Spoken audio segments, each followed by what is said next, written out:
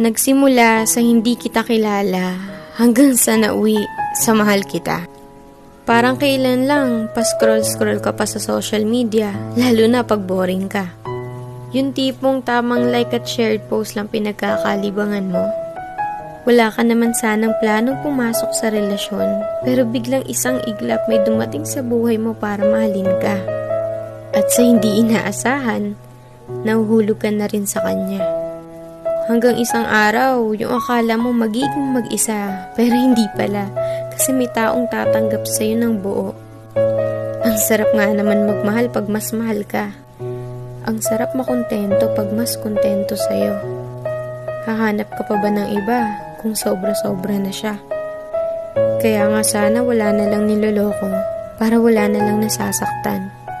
Sana mapadpad kayo sa taong kayang pakalmahin puso nyo at hindi kayo bitawan sa